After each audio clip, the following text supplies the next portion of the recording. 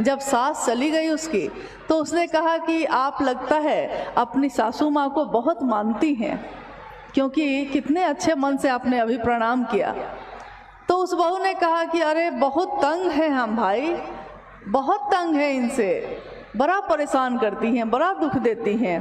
मैं सोचती हूँ हमेशा कि ये कब जाएंगी दुनिया से, लेकिन क्योंकि लौकिकता में सास है मेरी, माँ के बराबर हैं, तो प्रणाम तो करना पड़ता है ना।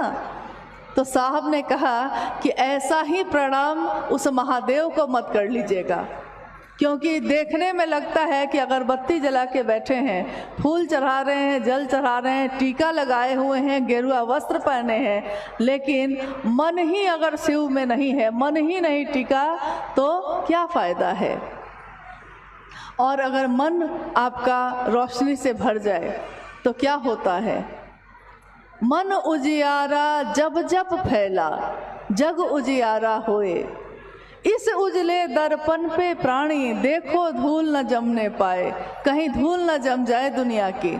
इस आईने को भी पोंछने की ज़रूरत पड़ती है हमेशा, तो महादेव की छवि उसमें दिख सके, महादेव मेरे हैं ये मेरा मन समझ सके, इसके लिए हम तीनों सूत्र करते हैं ज़रूर।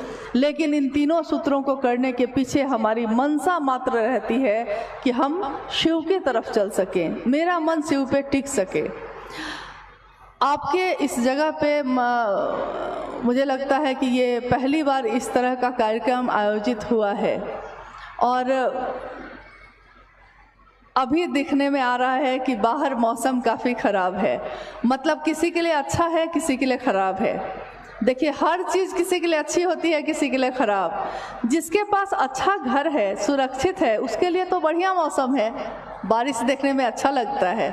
लेकिन जिसकी टूटी फूटी झोपड़ी है, छोटा सा घर है, पानी भर जाता है, उसके लिए यही बारिश दुखदाई भी है। तो किसी के लिए जो अच्छा होता है किसी के लिए बुरा होता है, किसी के लिए जो बुरा होता है किसी के लिए अच्छा होता है।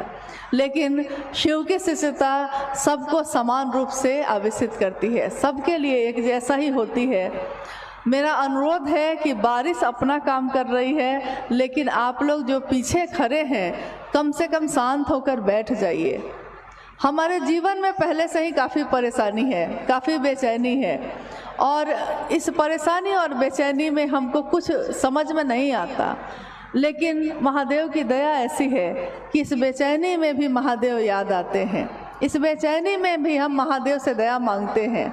यानी सारी परेशानियों के बीच रह के भी अगर वो शिव याद आता है, जिसकी नींद में भी शिव अवस्थित होते हैं,